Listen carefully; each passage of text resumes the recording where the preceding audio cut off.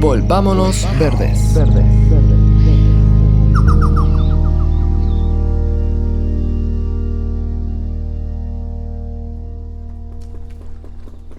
Aunque los seres humanos hemos conquistado el espacio terrestre, con su lenta y silenciosa sabiduría evolutiva, los árboles han conquistado el tiempo. Francis Hale.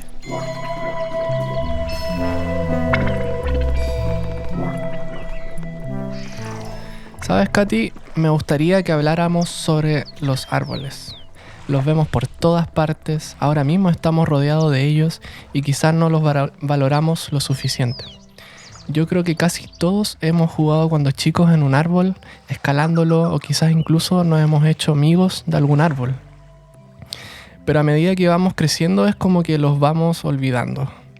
Este episodio será un humilde tributo para ellos y necesitamos recordarlos y hacernos conscientes de que gracias a ellos la vida se sostiene. Claro. Los árboles, de hecho, son importantísimos. Nos dan el oxígeno que respiramos. Las plantas, en verdad, son súper importantes. Bueno, todo es importante, como hemos aprendido en el podcast. Los hongos, las bacterias, los animales, todos los seres. Así que por eso queremos también hacer episodios para volver a maravillarnos con el mundo que nos rodea. Y queríamos partir con los árboles, que son uno de nuestros favoritos. De hecho, el logo de nuestro podcast es un árbol. Sí. Y quizás es como el símbolo más obvio cuando uno habla de medio ambiente, siempre se usa como el árbol como un símbolo. Pero eso también tiene una razón.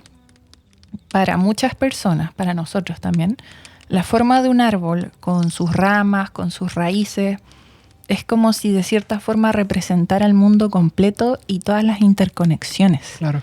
Es como simbólico. Sí. Y hay que conocerlos para protegerlos.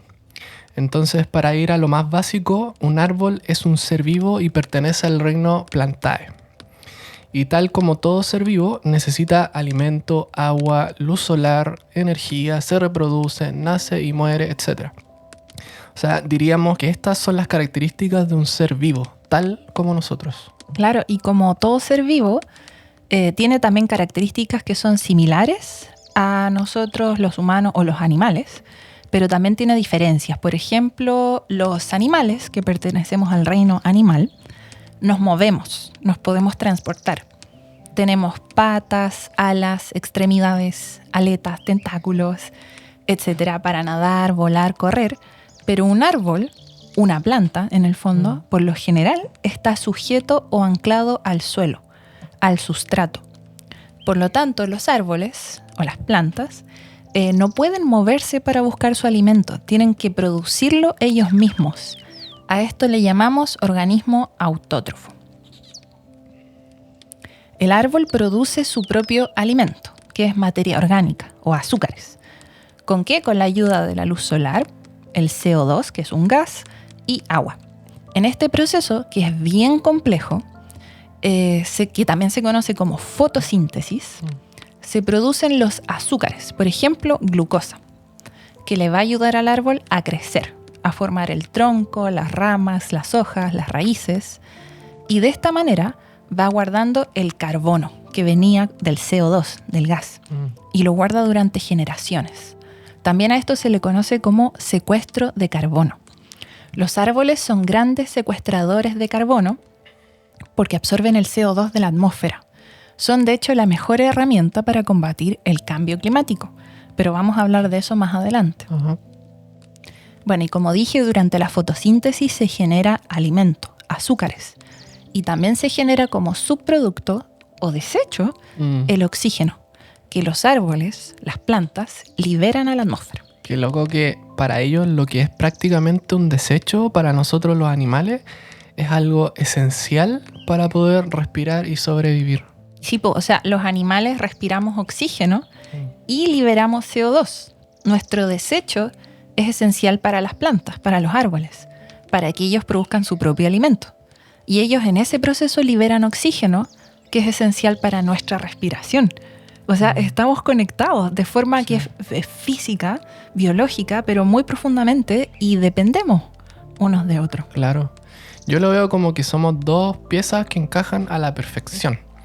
Y ese proceso de producir su propio alimento es la famosa fotosíntesis, ¿no es cierto? Sí. La fotosíntesis viene del griego, foto viene de la palabra luz, síntesis de juntar o componer, y es el proceso que ocurre dentro de los cloroplastos. ¿Te acuerdas de los cloroplastos? Creo que lo vimos en biología en el colegio. Sí. Ya ni me acuerdo. Las células de las plantas, o de los árboles en este caso, tienen cloroplastos, y los cloroplastos son un organelo que tiene un pigmento que es la clorofila, que le da el color verde a las hojas y es la que absorbe los fotones de luz.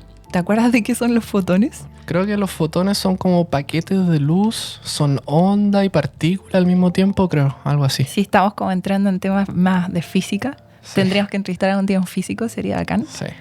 Pero sigamos con la fotosíntesis. Las hojas de los árboles tienen en sus células los cloroplastos. Los cloroplastos tienen este pigmento clorofila que absorbe la luz. Y lo que encuentro también fascinante es que las hojas en el árbol se disponen de tal manera que maximizan su exposición a la luz del sol, evitando, por lo general, darse mucha sombra entre sí. ¿Lo has visto? Es como que estás dentro caminando de un bosque, miras hacia arriba y ves que las hojas están superpuestas como las piezas de un puzzle. Sí, es muy sabia la naturaleza, ¿no es cierto? Y en relación a las hojas, ¿cómo es que las hojas verdes cambian de color en otoño? De hecho, no todas las hojas cambian de color. Existen los árboles siempre verdes y los árboles caducifolios. Los árboles siempre verdes, o perennifolios, tienen hojas durante todo el año, pero igual las van cambiando, solo que no se nota porque no se caen todas las hojas al mismo tiempo. Es el caso, por ejemplo, de nuestro bosque esclerófilo. Esclerófilo viene del griego esclero, duro, y filo, hoja, la hoja dura.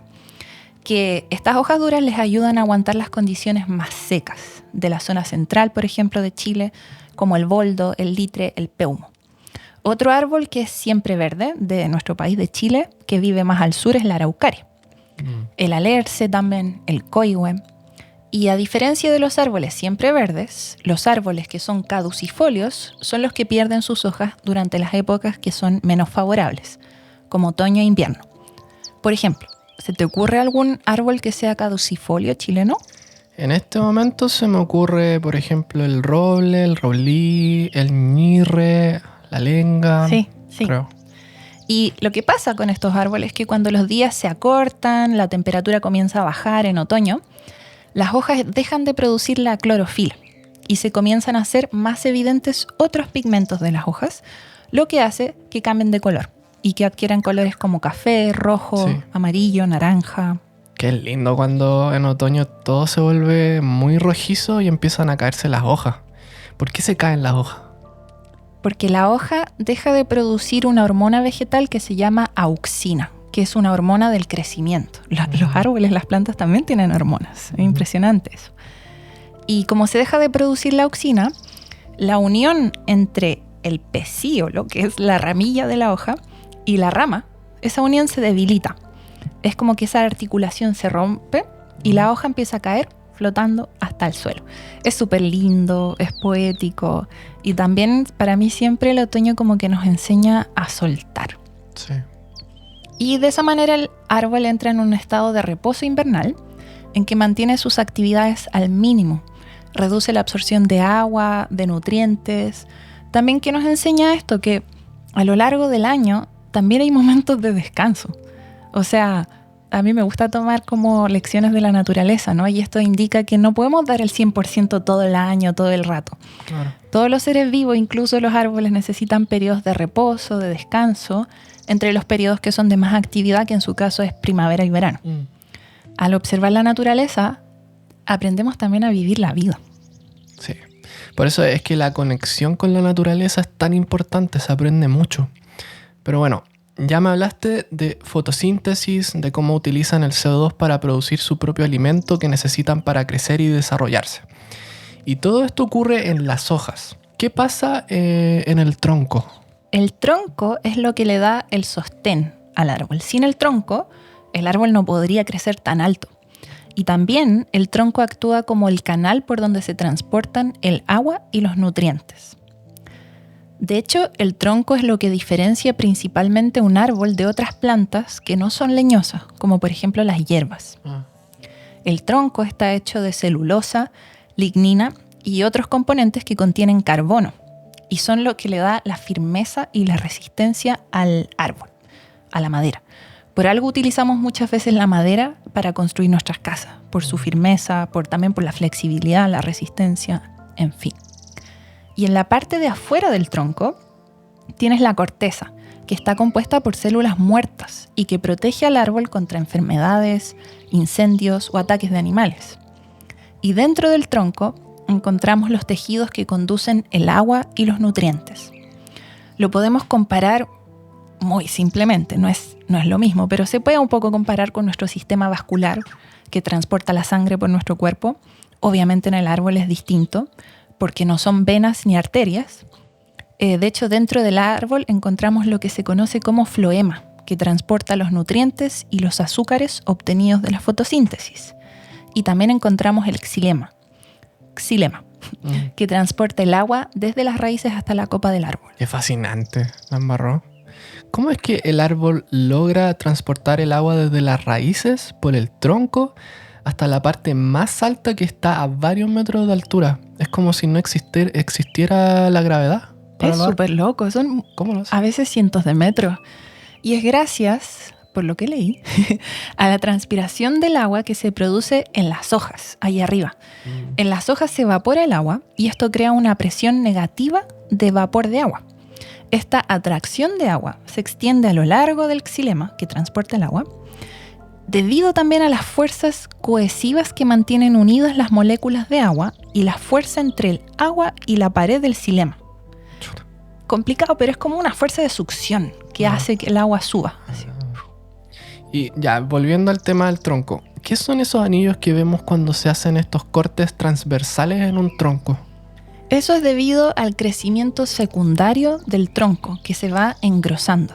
El crecimiento primario es la longitud, ¿no? Cómo se van alargando las ramas, por ejemplo. El crecimiento secundario es cómo se van engrosando el tronco, por ejemplo.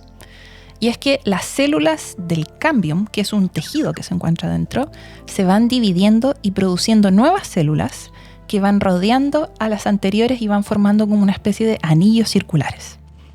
Cada uno de estos anillos representa un año. El color claro representa el crecimiento durante la primavera y el oscuro es el crecimiento que es más tardío, en otoño. El grosor del anillo depende de las condiciones climáticas que hubo ese año. Durante los periodos que son más de estrés, como por ejemplo una sequía, poca agua, los anillos van a ser más delgados, obviamente. El árbol puede crecer menos cuando está más estresado, cuando logra conseguir menos nutrientes, menos agua. Y es por esto que gracias a los anillos podemos saber la edad del árbol y también podemos reconstruir el clima del pasado. Qué bacán. Hola, quería pedirte un minuto de tu tiempo para agradecerte que hayas llegado hasta aquí y contarte que producir este podcast requiere mucho tiempo de preparación e investigación y cada minuto de contenido lo financiamos con la plata que ganamos en otros trabajos. Debido a que aún no tenemos auspiciadores ni suficientes recursos para mantener este podcast, es que te pedimos que nos apoyes con una suscripción en Patreon por solo 1,000 pesos o $1 mensual. Visita www.patreon.com/volvámonosverdes, donde puedes elegir un nivel de apoyo, registrarte con tu correo y una contraseña y finalmente agregar una tarjeta de débito o de crédito. Si nos apoyas vas a tener acceso a nuestros videos detrás de cámara, a episodios anticipados y a contenido exclusivo. Sin tu apoyo, este podcast no podría seguir existiendo y no podríamos seguir difundiendo estos temas que son tan importantes para sensibilizar a nuestra audiencia sobre la importancia y el cuidado de la naturaleza. Muchas gracias también a las personas que ya nos están apoyando en Patreon. Ya me contaste que los árboles caducifolios pierden sus hojas en otoño y caen al suelo. ¿Qué pasa después? ¿Cómo es que esas hojas no se van acumulando y tapando todo de hojas? ¿Cómo es que no estamos nadando en un mar de hojas? Es que en la naturaleza está todo pensado. Las hojas son el alimento del suelo y eso es importante. No nos olvidemos que el suelo es importantísimo. No es tan solo el soporte por donde nosotros caminamos sin vida, está lleno de vida. Las hojas que caen en otoño También comienza a llover en otoño, ¿cierto? Se van humedeciendo el suelo, las hojas, y forman como una capa que protege el suelo del frío. Es como un colchoncito que también protege a los insectos y a otras formas de vida que se encuentran en el suelo. Y se comienzan a descomponer. Primero gracias al trabajo de invertebrados, de hongos, de bacterias, y se va formando así una materia orgánica oscura que se conoce como humus, que finalmente devuelve los nutrientes que había en las hojas al suelo. Por ejemplo, nitrógeno, fósforo, calcio, azufre, etc. Y estos nutrientes vuelven a alimentar a otros árboles, a otras plantas y a otros organismos del suelo. Es un ciclo cerrado, es reciclaje puro. Y ayuda a que el suelo esté más fértil y que los árboles y las plantas puedan crecer mejor. Por eso, en mi opinión, en otoño no deberíamos barrer las hojas del suelo, porque lo alimentan y lo mantienen fértil y vivo. También entiendo que en jardinería hay muchas personas que barren las hojas porque cuando se quedan arriba del pasto, el pasto se pudre, se pone café, se pone feo. Pero es necesario tener pasto en todas partes. A lo mejor podríamos balancear un poco nuestros jardines, tener zonas con pasto, zonas con hojas y con ese suelo fértil, negro, que huele súper rico, así como equilibrado. Claro. Y si barre las hojas, por último, échalas en el compost. No las metas en una bolsa plástica y a la basura porque estás perdiendo algo valiosísimo. Ahí te lo dejo. Sí, po. Ahora, ¿qué pasa cuando el árbol entero cae al suelo? Cuando el árbol se cae, ya sea por una tormenta, por el viento, porque está viejo, lo que sea, también se recicla. Pero este proceso es más largo, puede durar muchos años. El tronco comienza un proceso de descomposición en el suelo. Se va rompiendo, se va pudriendo, gracias al trabajo de, por ejemplo, larvas de insectos. ¿Te acuerdas lo que nos contaba Cristóbal Spread sobre la madre de la culebra? Sí. Que son larvas que van desintegrando, descomponiendo, comiéndose el tronco. También al trabajo de bacterias, de hongos, de manera que los nutrientes de la madera se vuelven a liberar y a reintegrar en el suelo. Nutrientes habíamos dicho como fósforo, nitrógeno, potasio, calcio, etc. Y en el proceso de descomposición también se vuelve a liberar el carbono como CO2 a la atmósfera, pero es un proceso mucho más lento y también una parte del carbono queda en el suelo, o sea, queda en las redes tróficas, en otros animales que se comen unos a otros. No es una liberación de CO2 así, pum, repentina como cuando se quema un bosque. Ahí se libera muchísimo CO2 de una. O cuando quemamos un combustible fósil. A todo esto, ¿sabes de dónde vienen los combustibles fósiles? De las plantas, de la materia orgánica. Me refiero, claro, al petróleo, al carbón, al gas. Todos estos combustibles fósiles están hechos de animales y de plantas descompuestos. Se formaron por la descomposición de material biológico que se fue acumulando en el suelo en condiciones sin oxígeno y con altas presiones y temperaturas. Esto ocurrió hace millones de años, en el periodo carbonífero, o sea, anterior a los dinosaurios, hace más de 300 millones de años. Por eso se llaman combustibles fósiles, porque son fósiles. No son fósiles, pero se les llama así. Y llega, claro, el humano, descubre esto como fuente de energía que se puede quemar rápidamente y liberar mucha energía en unos segundos nomás, y los comienza a explotar. O sea, imagínate, un combustible fósil que se demoró millones de años en formarse, lo quemamos en unos segundos. No hay proporción. Es como un desbalance total entre los ritmos de la naturaleza y los ritmos que hemos creado nosotros, nuestros ritmos. Bueno, estamos quemando tanto combustible fósil y tan rápido en fábricas para producir energía, transportar autos, camiones, barcos, aviones, que el CO2 que estamos liberando es muchísimo y está aumentando la temperatura de la atmósfera, por lo que conocemos como efecto invernadero, cambio climático. Esta historia igual ya la conocemos. Sí. El año pasado de nuevo se traspasaron récords de temperatura así a nivel mundial. Cada mes se superan nuevos récords. O sea, la historia del cambio climático provocada por el ser humano. Ya, pero no nos vayamos por las ramas. Volvamos a los árboles. Estábamos hablando de los árboles caídos. Un árbol caído no es en realidad un lugar muerto donde no pasa nada. Un árbol caído es un hábitat de muchos animalitos y otros seres. Es como un multiser. Sí, ¿cuántas veces hemos pillado al chucao escondiéndose dentro de un tronco caído? Los churretes también pueden nidificar dentro. Vemos musgos, líquenes, hongos, helecho siempre creciendo como en los árboles caídos. El árbol caído guarda mucha humedad, también es como un microambiente. Hay pura belleza en un árbol caído. Sí. Ahora, volviendo al tema de las diferencias entre plantas y animales, otra diferencia que veo entre un árbol y un animal es que los árboles son más grandes, crecen y crecen y crecen. Un animal no puede crecer tanto, si no seríamos gigantes. Claro, o sea, el árbol igual no crece eternamente porque hay un punto en que ya no puede seguir creciendo porque se caería, o sea, el tronco no alcanza tanto peso. Pero tienes razón en que en las plantas ese como límite de hasta dónde pueden crecer no está marcado como en los animales. Más encima los árboles, o sea, las plantas, no tienen como una estructura corporal marcada como los animales. ¿A qué me refiero? Los animales tenemos un eje anterior y uno posterior. Por ejemplo, en el caso de los mamíferos, solemos tener 4 extremidades, una cabeza, 2 ojos, si piensas en distintas especies de mamíferos. Tenemos un desarrollo similar, por ejemplo, una especie como la humana llega a vivir 70, 80, 90 años, pero no hay humanos que vivan 500 años y otros 10, ¿cachai? O sea, es como un desarrollo marcado. Y finalmente, claro, nos morimos. En cambio, un árbol o una planta puede tener 3 ramas, 20 ramas, existen de todas las formas, de todos los tamaños, pueden tener más de un tronco, da lo mismo mucho eso en cuanto a especies. No tienen como una estructura corporal ni un desarrollo tan marcado como los animales. Claro, y normalmente un árbol no muere por viejo, sino que muere por accidente, le cae un rayo, se cae por el viento, un incendio, una persona lo corta, etc. Entonces, si no le pasara ningún accidente, ¿eso significa que viviría para siempre este árbol? O sea, los árboles pueden vivir muchísimos años, miles de años incluso, algunas especies. Son los grandes abuelos de la Tierra. Pero respecto a esto empezamos a investigar y encontramos un artículo que es más o menos del 2020 que habla de la alta longevidad de los árboles. Y lo vamos a citar en este capítulo. Y se habla de que los investigadores no han logrado encontrar como evidencia genética de envejecimiento en los tejidos de los árboles que son muy viejos. O sea, aparentemente las células de ese árbol no tienen lo que se conoce como senescencia programada.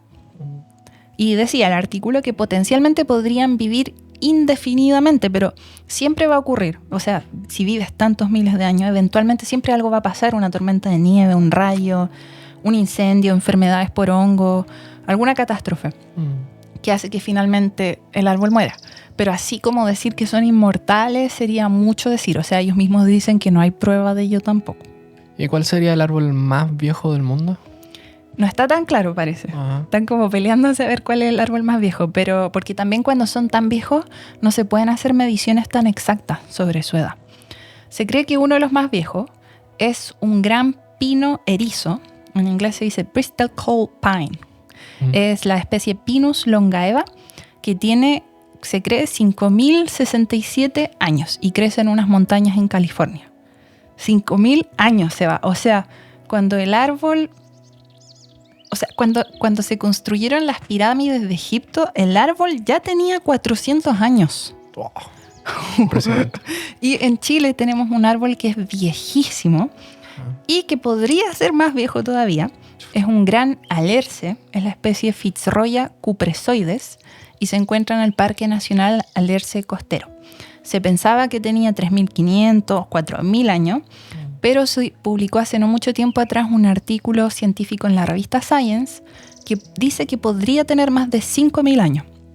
Y eso generó mucho debate porque la metodología que se usó para calcular la edad del árbol no fue contando todos los anillos porque el árbol es demasiado grande, no se alcanza. Entonces se usó una simulación estadística. ¿Cachai? Entonces había gente que decía, no, pero está mal, calcularon mal, pero bueno, independiente de eso, el alerce es muy, muy, muy antiguo y le dicen el gran abuelo. Y ojo, que recibe tantas visitas que igual eso lo está dañando. No hay que abrazarlo, no hay que subirse a sus raíces, no hay que pisarle las raíces porque están súper descubiertas en el suelo. O sea, hay que admirarlo desde lejos, claro, con respeto. Sí, pues.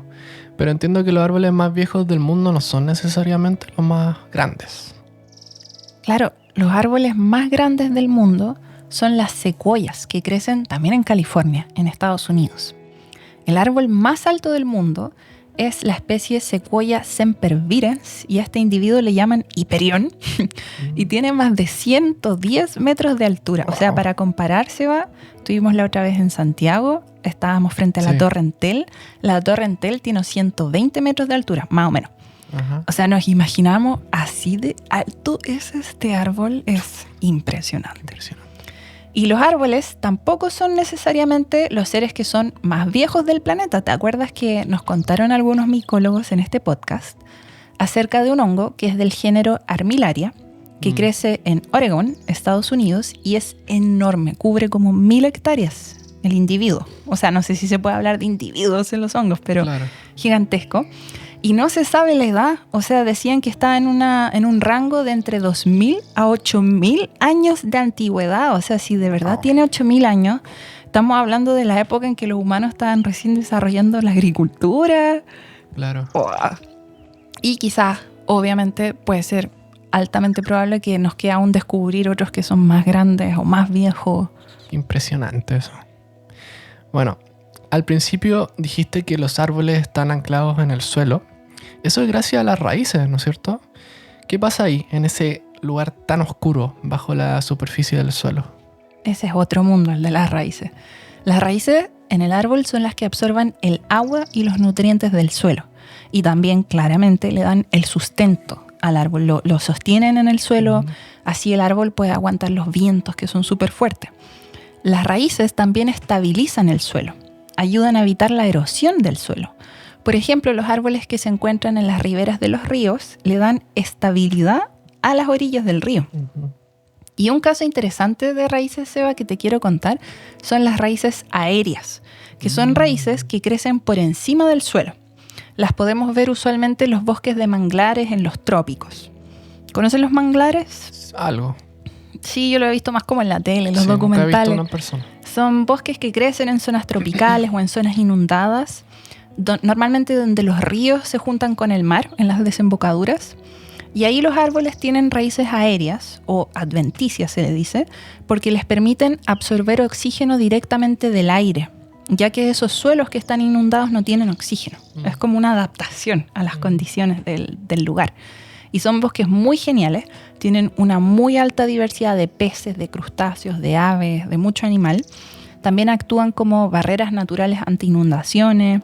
Entonces, dado el actual contexto de cambio climático, de subida del nivel del mar, que es por el derretimiento de los polos, estos bosques de manglares son esenciales para aumentar la resiliencia de las costas frente a huracanes, marejadas, controlan la erosión, protegen la costa y se están usando mucho en proyectos de regeneración y tienen muy buenos resultados en este sentido. Ya, pero sigamos con las raíces. Antes hablamos del xilema y el floema, que transportan agua y nutrientes. ¿De dónde viene esa agua y esos nutrientes? Vienen del suelo. Y son las raíces las que extraen o absorben el agua y los nutrientes del suelo. ¿Y cómo lo hacen? Las raíces están súper ramificadas en raíces cada vez más y más y más pequeñitas, donde ya son como unos pelos minúsculos, que aumentan el área de su superficie y les permite absorber agua y nutrientes. En la gran mayoría de las plantas, igual esto está en estudio, pero en la gran mayoría se cree, las raíces forman una relación simbiótica con hongos, que se llaman hongos micorrízicos. Mutuamente se beneficia el hongo con la planta. La raíz le entrega al hongo alimento, azúcares que produjo la planta durante la fotosíntesis, y el hongo le ayuda a conseguir agua y nutrientes, como fósforo, nitrógeno. Porque recuerda que el hongo se ramifica como en estas hifas, estas redes de hebras súper delgadas que cubren mucha más área que las raíces de la planta y pueden absorber más nutrientes. Esta asociación micorrízica le ayuda también al árbol, a la planta, a ser más resistente frente a infecciones de patógenos, contaminación por metales pesados y a tolerar mejor el estrés, como por ejemplo la sequía. Algunos de estos hongos son específicos de una especie de árbol, otros son generalistas, se asocian con muchas especies. Y esta asociación entre raíz y hongo micorrízico es súper antigua.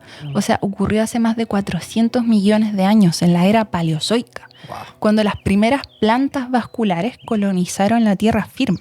De hecho, pudieron habitar tierra firme gracias a esta asociación. Y ahora viene la parte más linda que a mucha gente le emociona. Los hongos micorrízicos conforman el micelio, esta red de hifas que son como redes de hebras súper delgadas que se expanden por el suelo y se conectan con otros hongos micorrízicos que están asociados a otras plantas, a otros árboles, por ejemplo. Y así se conectan los árboles por debajo del suelo. Por ejemplo, las investigaciones de la científica Susan Simard han demostrado que los árboles se comunican debajo del suelo gracias a esta red de micorriza que transportan nutrientes y señales químicas entre los árboles. Es como una red de comunicación y por eso se le llama la Wood Wide Web, ¿no? www, como el internet. Y bueno, hay árboles que son más viejos, que tienen más conexiones y también pueden compartir alimento y nutrientes con otros árboles que son más jóvenes. A estos Susan Simard les llamó los árboles madre. Concepto que igual ha sido cuestionado por algunos otros científicos porque no les gusta esta como humanización de los árboles o consideran que es un concepto muy New Age, como muy hippie. Bueno, pero igual hay investigaciones que han confirmado esto. De todas maneras, se continúa investigando porque no está todo tan claro. O sea, las respuestas no están muy claras. Esta asociación entre un árbol y otro depende también del ecosistema, no siempre funciona igual, en fin. Pero yo creo que el mensaje más importante de esto es que en un ecosistema, como un bosque, existen las interacciones, la simbiosis, donde no solo hay competencia, también hay colaboración.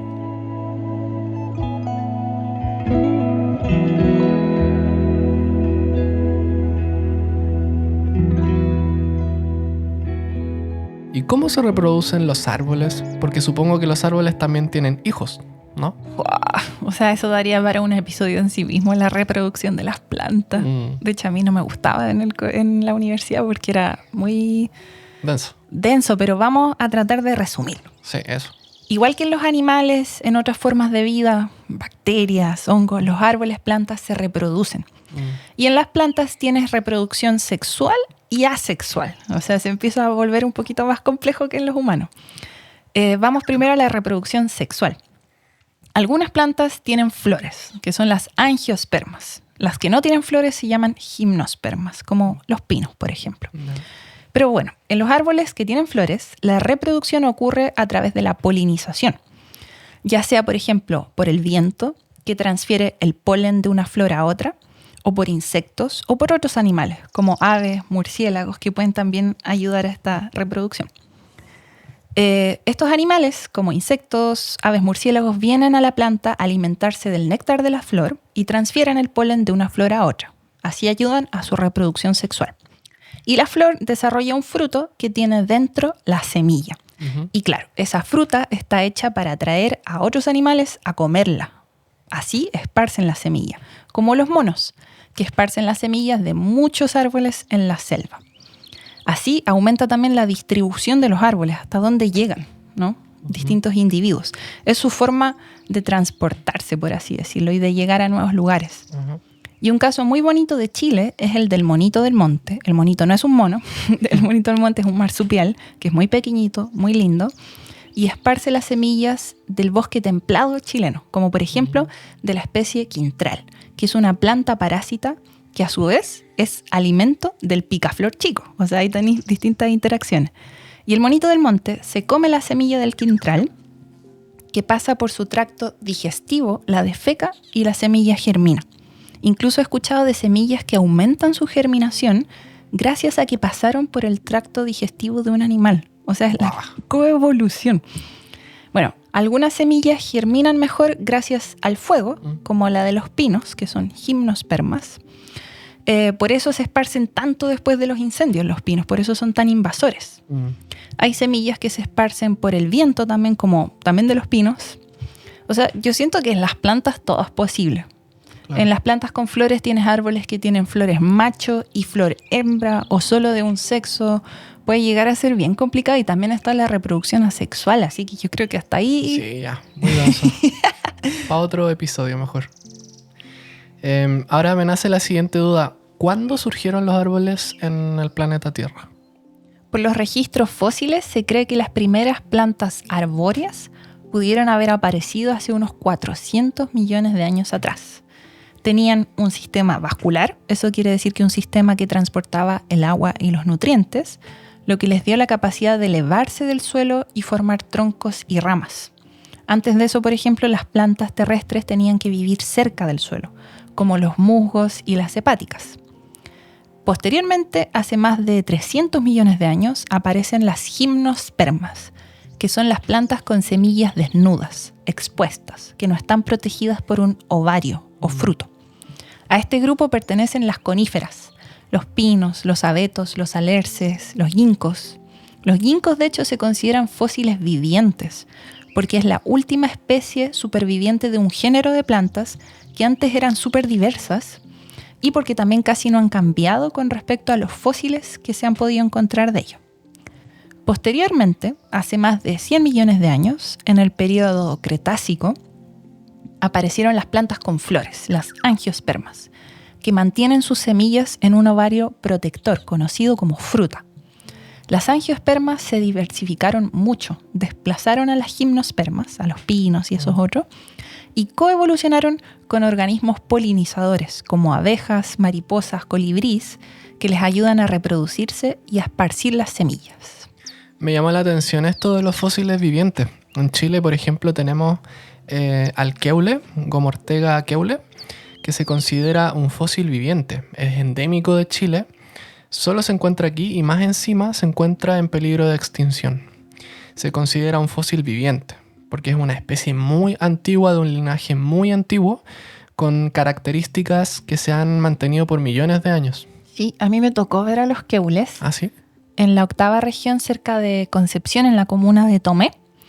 Y lo interesante es que formaban los arbolitos más pequeños como unos anillos o círculos de árboles como flaquitos. Y nos contaron las personas de allá que ese círculo de árboles representa el grosor del árbol original, que había sido cortado y que después salieron esos como vástagos más pequeños del perímetro original del árbol. O sea, eran gigantes los keules antes, lo que es muy triste, porque los que quedan, que son más flaquitos, están rodeados de plantaciones de monocultivos de pino, que son muy invasores, que también son muy propensos a los incendios, por lo que realmente están en un grave peligro. Sus poblaciones están fragmentadas porque se talaron por los incendios, ahora tienen la amenaza de las especies exóticas invasoras como pinos y eucaliptus, etc. O sea, está bien complicada la situación de los keules. ¿Y sabes qué es lo otro súper interesante que ha aparecido varias veces en noticias, en Ladera Sur, en Austerra, en distintos medios? Que los keules tienen un fruto que es inusualmente grande, por lo que se piensa que el árbol pudo haber tenido una relación estrecha con animales que eran muy grandes, que probablemente están extintos, o sea, que se sabe que están extintos, como los gonfoterios y los milodones. ¿Te acuerdas de los gonfoterios?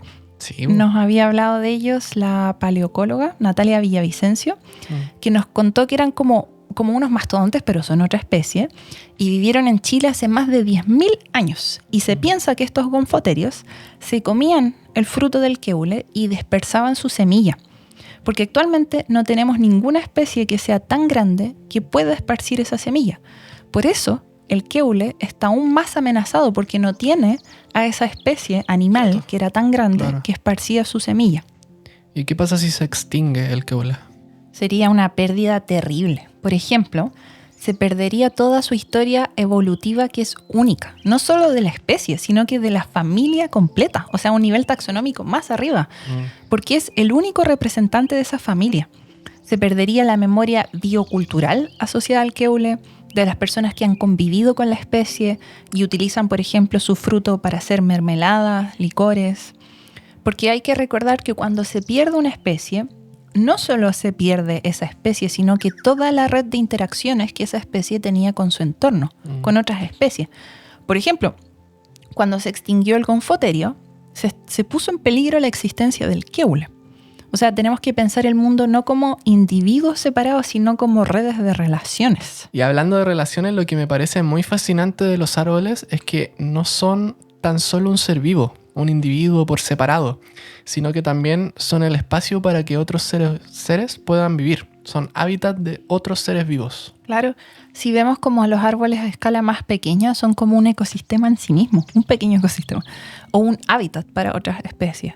Un árbol está cubierto de plantas epífitas como helechos, musgos, hepáticas, orquídeas, líquenes, plantas parásitas como el muérdago. Estas mismas plantas son microhábitats de otros organismos. El hongo, o sea, el árbol, no el hongo, pero el árbol también tiene hongos. Es hábitat de insectos, de aves, mamíferos como el monito del monte. ¿Viste esa noticia? Fue en la Ladera Sur, creo, el año antepasado, que se descubrió a un cachorro de huiña dentro de una cavidad de un árbol quemado, lo que indica que las huiñas pueden utilizar las cavidades de los árboles para su reproducción. Quienes los grabaron, yo los conozco, trabajé con ellos hace un tiempo atrás en una monitoreo, a la Mariana y al Fernando, un saludo. Y ese proyecto en el que ellos participan es fascinante. Hablamos de eso un poco en la entrevista con Tomás Altamirano, con Tomás Ibarra. Es un proyecto de investigación de redes de nidos en cavidades de árboles de la Universidad Católica, el laboratorio ECOS del Centro UC de Desarrollo Local. Y bueno, en esa investigación que lleva ya muchos años, creo que como 10, se han descubierto que muchas aves utilizan las cavidades de los árboles viejos para nidificar y se establecen redes de interacciones entre una y otra, por eso se le llama red de nidificadores. También se descubrió que los árboles muertos en pie tienen muchas cavidades y nidos, de manera que se descubrieron relaciones entre muchos animales distintos, carpinteros, pitíos, lechuza, comecebos, rayaditos, cachañas, monito del monte, murciélago, era muy entretenido. Huiña, ahora. Claro. Incluso hongos, insectos, se te vuela la cabeza. Y también, debajo del árbol hay sombra, hay humedad, maleza, hojarasca, madera en descomposición, hongos, musgos, líquenes. Hay hábitat, como habíamos dicho. Todo ese lugar que está debajo de los árboles se conoce como el sotobosque. Son arbustos y vegetación que crecen bajo los árboles. Por ejemplo, el sotobosque de Quila, que puede ser refugio de muchos seres como el chucao, el pudú, la ranita de Darwin. Es otro mundo ese. Por eso también no debemos ver en menos al sotobosque. Debemos cuidarlo. Esa noción tan fea de limpiar el bosque que vemos mucho en la zona donde vivimos es destruir la casa de otros seres vivos. Y bueno, para ir resumiendo lo hablado, ¿qué beneficios nos entregan los árboles? También hay que entender que beneficios no solo para los seres humanos, de una forma antropocéntrica, sino que beneficios para la vida, para todos los seres vivos. Los árboles son hábitat de muchos otros seres vivos, la casa de microorganismos, hongos, líquenes, musgos, hepáticas, como hemos mencionado antes, bichitos, anfibios, mamíferos, incluso de los humanos. Los árboles también absorben CO2, como mencionamos anteriormente, secuestran carbono, por lo que ayudan a combatir el cambio climático. O sea, los árboles contrarrestan todas las embarradas que nos estamos mandando los humanos. Nosotros quemamos combustibles fósiles, liberamos CO2 a la atmósfera, los árboles lo absorben y lo guardan. Pero también les afecta el cambio climático. Se estresan por las altas temperaturas, por la sequía. Mira lo que está pasando con el bosque esclerófilo en la zona central de Chile. O sea, cuando están así de estresados, de secos, no pueden seguir absorbiendo CO2. Estamos estresando al límite a estos ecosistemas. Los árboles también mantienen los ciclos del agua, de los nutrientes y de la energía. Los bosques contribuyen a la provisión de agua. Por ejemplo, en Chile, en las cuencas en que se ha deforestado el bosque nativo y se ha reemplazado por plantaciones de monocultivos de pinos o eucaliptos, se ha observado una disminución de los caudales de los ríos. Y esto es por muchas razones que discutimos anteriormente en un episodio hace mucho tiempo atrás de monocultivos forestales, porque ocupan tan solo una especie, no hay sotobosque, lo que está debajo de los árboles, se practica la tala rasa, se deja a descubierto el suelo, las especies que se utilizan tienen una alta tasa de evapotranspiración, etc. Pero hay un estudio que se publicó en 2021 que descubrió que cuando se vuelve a regenerar el bosque nativo, vuelven a aumentar los caudales de los ríos. O sea, los árboles absorben el agua, se absorbe también en el suelo y se recarga en las napas subterráneas. Esto igual lo observamos aquí mismo donde vivimos, que estamos, por suerte, rodeados de bosque nativo, y con todo lo que llovió el año pasado, no tuvimos ninguna inundación. O sea, ¿dónde se fue toda esa agua? Pareciera que es como absorbida por el bosque, por los ecosistemas, o queda acumulada en el suelo, se llenan las napas subterráneas también. Y nosotros tenemos bien claro que si no estuviera este bosque, que está aquí detrás mío, en invierno tendríamos puras inundaciones y en verano estaríamos secos, porque toda el agua se evaporaría y los ríos también se secarían. También los árboles estabilizan el suelo, controlan la erosión, o sea, evitan como el escurrimiento del agua por la superficie, que va tan rápido en lugares que son deforestados. Así también ayudan a la regeneración de nuevos suelos, ¿cierto? Con las hojas, con la materia orgánica, previenen la desertificación, como mencioné antes, protegen las riberas de los ríos, estabilizan las orillas, contribuyen a filtrar los sedimentos y los contaminantes que podrían entrar al río. Por ejemplo, aquí en la cuenca del lago Villarrica, como muchas personas saben, tenemos el lago súper contaminado por un exceso de nutrientes y de materia orgánica. Y eso está relacionado a piscicultura, a la caca que se tira a los ríos y al lago, a la agricultura, pero también está relacionado a que se han deforestado las riberas de los ríos. Y todos los contaminantes que llegan a los ríos ya no se filtran, sino que llegan directo al agua y por lo tanto al lago. Los árboles también mantienen el equilibrio climático global y de los ecosistemas. No solo porque absorben CO2, sino también debido a la evaporación del agua. ¿Has escuchado, Seba, hablar de la bomba de agua de la Amazonía? Es por la evaporación de agua de todos los árboles de la selva. Se crean como flujos de vapor, como unos ríos en el aire, de nubes. De hecho, lo presenciamos nosotros cuando estábamos en la selva de Iquitos, ¿cierto? Sí. Llovía a cántaros, después salía el sol, daba un calor terrible y toda esa agua se volvía a evaporar hacia el cielo y se formaban de nuevo nubes. Era como muy cuático, ¿cierto? Y los árboles también son termorreguladores, regulan las temperaturas gracias a la evapotranspiración que se produce en las hojas y nos protegen de los rayos del sol. Cuando caminamos una vez, ¿te acuerdas? Por Santiago, hacían más de 30 grados, estábamos rodeados de cemento, a pleno sol, nos quemábamos por el sol. O sea, caminar una calle sin árboles es terrible. Y ahí dábamos vuelta a la esquina, llegamos a una calle con árboles y era como que empezaba a correr un vientecito, era como si nos metiéramos a una ducha.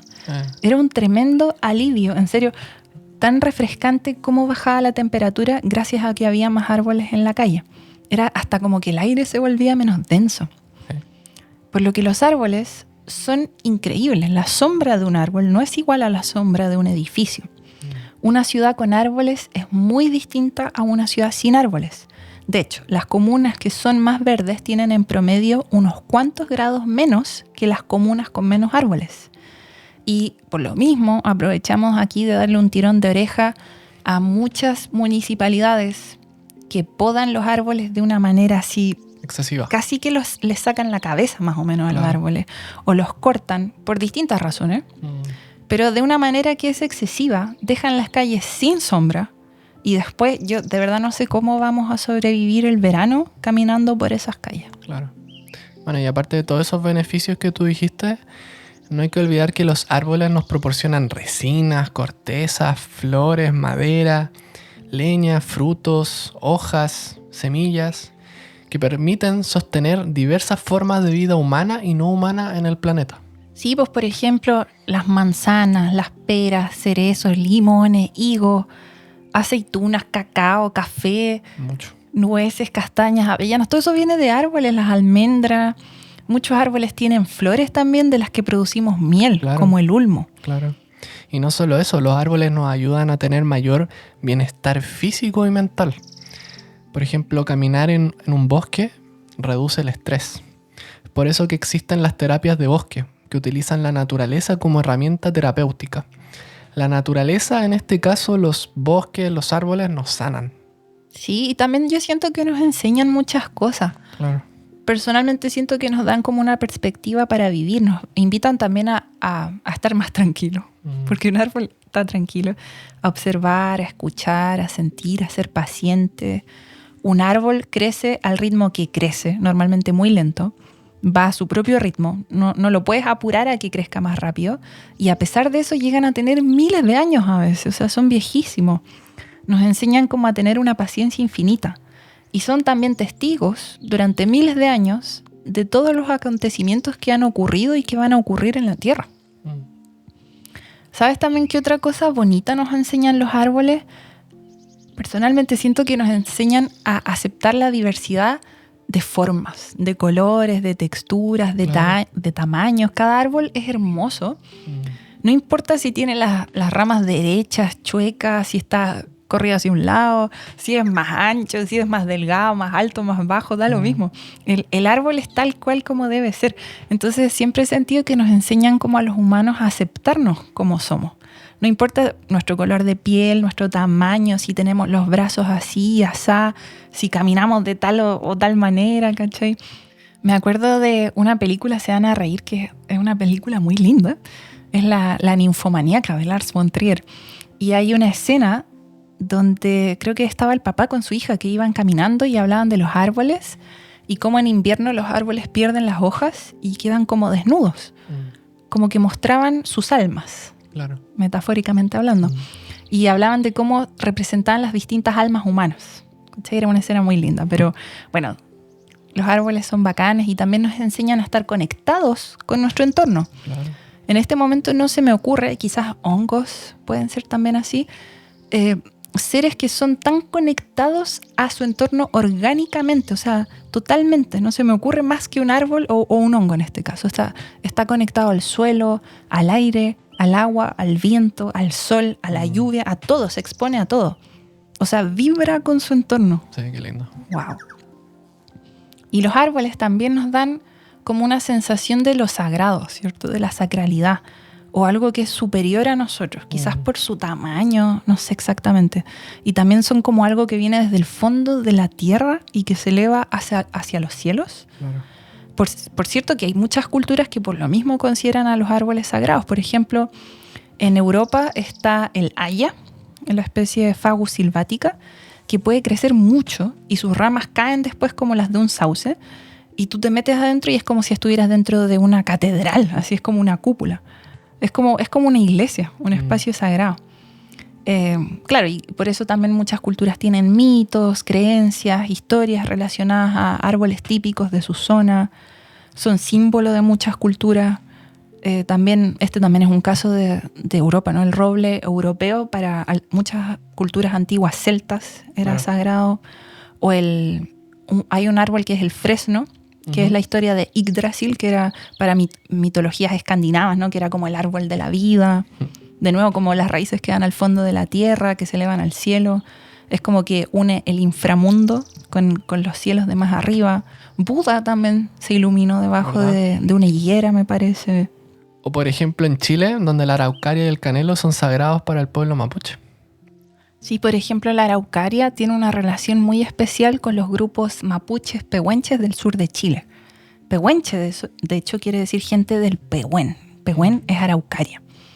Y lo siguiente, que es increíble, lo leímos en un estudio de Ricardo Rossi, que explica de manera científica la interrelación entre la araucaria, los pehuenches y el entorno que los rodea. Por ejemplo, aquí va la historia. Las semillas de araucaria o piñones son parte importante de la dieta de los pehuenches y tienen un alto contenido de aminoácidos como la cisteína y la metionina, que contienen azufre.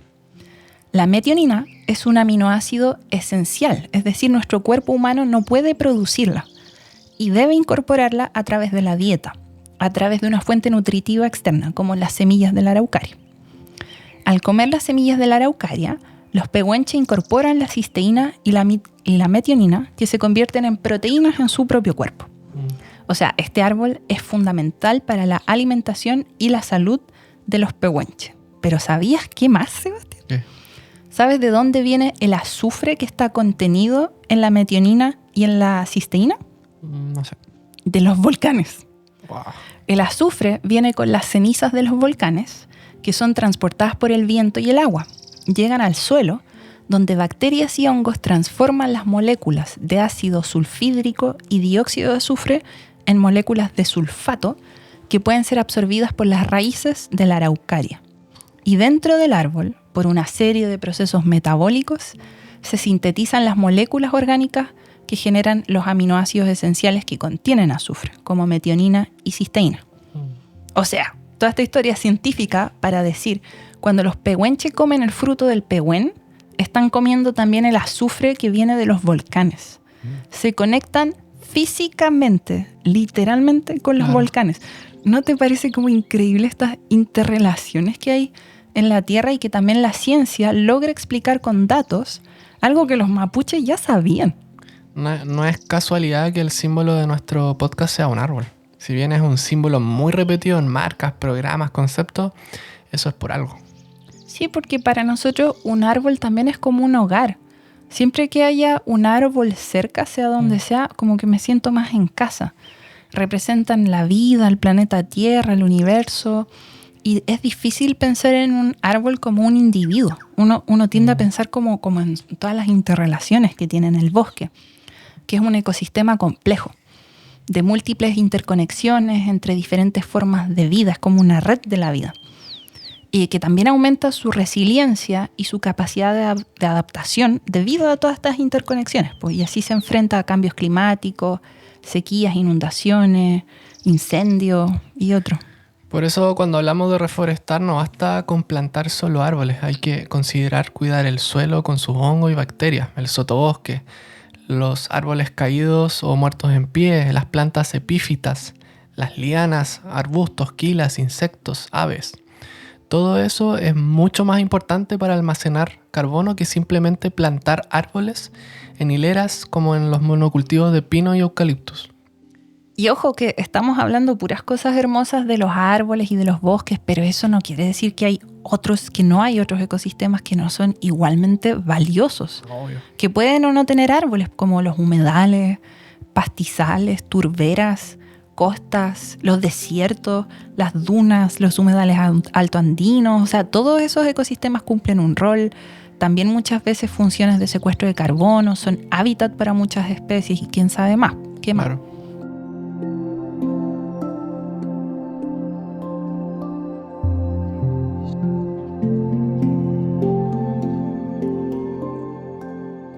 Y por último, ¿estaremos cayendo en humanizar excesivamente a los árboles con todo lo que hemos hablado en este episodio? Esa es una conversación bien interesante, lo de la humanización o antropomorfización, se le dice también, que se puede entender como atribuirle a la naturaleza o a los seres naturales sentimientos y cualidades humanas. Es como ver la realidad de otros seres desde nuestro propio punto de vista humano. Lo que también se considera antropocéntrico, que es creer que el ser humano es el centro del universo. Y claro, se ha criticado mucho la humanización porque puede llegar a ser muy negativa, especialmente en las ciencias naturales, al momento de realizar una investigación. Si tú humanizas lo que estás investigando, la planta o el animal, por ejemplo, eso te puede llevar a concluir cosas incorrectas o produce también malentendidos sobre el mundo natural, por ejemplo. Pero igual lo que tú y yo nos hemos preguntado a lo largo de varios tiempos haciendo este podcast es que ¿es siempre malo humanizar? Porque una vez tuvimos una conversación con un científico que habíamos entrevistado en este podcast que nos dijo que igual humanizar sirve al momento de educar. Porque al humanizar a otros seres comenzamos como a valorarlos, a verlos como iguales, Claro. a apreciarlos, a querer protegerlos. Un ejemplo muy concreto de esto es el documental Wild Salmon, se llama. Claro. Se tradujo como A Contracorriente. Se los vamos a dejar en la descripción del episodio. Y en ese documental, que es un corto, literalmente se humaniza a los salmones para que entendamos un poco más cómo son sus vidas y cómo sufren por los impactos humanos. Específicamente creo que eran los salmones del hemisferio norte, ¿no? Que recorren los ríos para llegar a los lugares donde se reproducen, etc. Entonces, hay veces en que humanizar nos genera mayor empatía por los otros seres. Sirve para conectar con un mundo que es muchas veces aparentemente ajeno a nuestro mundo. Y bueno, esto es opinión personal nomás. Obviamente que vamos a ver el mundo desde nuestra visión humana. No podemos verlo desde otra visión. No me puedo convertir en otra especie, porque somos seres humanos y experimentamos y vemos el mundo como seres humanos. Entonces, claro. también se puede entender el humanizar como valorizar a otros seres como te valoras a ti mismo. Es antropocéntrico, es creer que el ser humano es superior a otros seres. Yo creo que es más bien al contrario, es como ponernos a nosotros al nivel de otros seres. Es como bajarnos del pony, por así decirlo. Claro. Y no es súper antropocéntrico creer que los sentimientos o las cualidades o las cosas que tú sientes son únicamente humanos. O sea, creer que eres la única especie que puede sentir lo que tú sientes. ¿No es eso antropocéntrico también? O sea, hay como mucho por discutir en este tema. No tenemos todas las respuestas, pero quizás estemos equivocados en varias cosas, pero siento que hay que como que pensarlo más. Claro. Y bueno, hay nuevas investigaciones que hablan de la capacidad de plantas y árboles de percibir estímulos, de reaccionar al toque de sus hojas, etc. Aunque no se ha podido probar que sientan dolor, porque no tienen un sistema nervioso como el nuestro. Hay mucho que descubrir sobre los mundos interiores de las plantas. Sí, o sea, siempre hay mucho por descubrir. Como dijimos antes, humanizar tiene su lado negativo. En las ciencias naturales, por ejemplo, cuando tratas de hacer una investigación, porque te puede llevar a conclusiones erróneas o subjetivas. También hay una humanización negativa en nuestras vidas diarias, ¿no? Cuando humanizamos demasiado a nuestras mascotas. Por ejemplo, a nuestros perros, que les ponemos ropa como muy humana, o los llevamos en coche, no les permitimos expresar su propia naturaleza de ser un perro. También eso puede ser un extremo negativo de la humanización, el querer convertir a otro ser en un ser humano, pasando a llevar su propia forma de ser en este mundo, puede ser. Pero también sabemos que la humanización sirve para enseñar. A los niños, por ejemplo, se les enseña sobre el mundo natural muchas veces humanizando a los animales, claro, en cuentos. Y si esta humanización sirve para valorizar y para amar más el mundo natural y también incentivar a que la gente lo proteja, entonces también sirve. Como por ejemplo también está el tema del concepto de derechos de la naturaleza, derechos de los ríos, derechos de los animales, reconocer el valor de otros seres. Eso no es antropocéntrico. De hecho, es más como para bajar ese valor aparentemente hegemónico que nos damos a nosotros mismos y subir a los demás en importancia. Da para pensar mucho. Se nota que este tema de la humanización requiere reflexionar más al respecto. Muchas gracias, Katy, por esta linda historia de los árboles. Esperamos que quienes nos hayan escuchado puedan desarrollar un respeto más profundo por los árboles que los rodean y que piensen antes de cortar un árbol. Sí, gracias, Seba. Y también queremos agradecer a nuestro colaborador Karun Life, que fabrican varios productos naturales, como estos, por ejemplo, extractos de hongos. Se llaman Essential Fungi y vienen con hongos como melena de león, reishi, shiitake, cola de pavo, cordyceps, etc. Y nos ayudan a activar el sistema inmune en este invierno que ha sido bien duro, a tener más energía, a estar más activos y a concentrarnos mejor también cuando hacemos el podcast. Exacto. Gracias, Karun Life. No olviden que pueden encontrar todas las fuentes de información de este episodio en volvámonosverdes.com. Muchas gracias a todos nuestros auditores y que tengan una buena semana. ¡Chao!